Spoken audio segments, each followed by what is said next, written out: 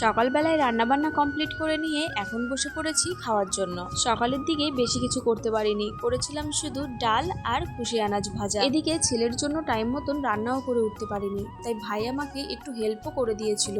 তারপর ভাইও সকাল সকাল খাওয়া দাওয়া সেরে রেডি হয়ে পড়েছে, যাবে একটু বাজারের দিকে, আনবে একটু মাংস আর কিছু সবজি বাজার। তারপর ভাই যতক্ষণে আসছে বাজার থেকে ততক্ষণে আমি কিছু মশলাগুলো গুছিয়ে রাখবো। মার যেহেতু শরীরটা খারাপ, তাই আজকে আসবে শ্বশুর শাশুড়ি মাকে দেখতে। তারপর আমি আগে থেকেই ভাতটা চাপিয়ে দিয়েছি, এদিকে ভাইও আমাকে মশলাটা করে দিয়েছে। এদিকে বাজার তো চলে এসছে, তাই আমাকে ভাই আলু, পেঁয়াজ আর টমেটো কেটে দিচ্ছিল। সবটা তোমাদের সঙ্গে শেয়ার করতে পারলাম না, কারণ খুব তাড়াতাড়ি করে রান্না করতে হচ্ছিল। এদিকে ভাতের ফ্যানটা কেটে রেখে দিয়েছি, তারপর মাংসটাও প্রায় কষানো হয়ে এসছে। ওই দিক থেকে ভাই আমাকে বলছিল ওর নাকি খিদে পেয়ে গেছে, তাই তাড়াতাড়ি যদি কষানো হয়ে যায় আগে ওকে দিতে। তারপর শ্বশুর মশাই আর শাশুড়ি মা দুজনেই চলে এসেছিল, কিছুটা সময় কাটিয়ে তারপর ওনরাও বাড়ির দিকে চলে গেছিল। এদিকে বর এসেছিল রাত 9টার দিকে, তারপর ওকে আমি খেতেও দিয়ে দিয়েছি।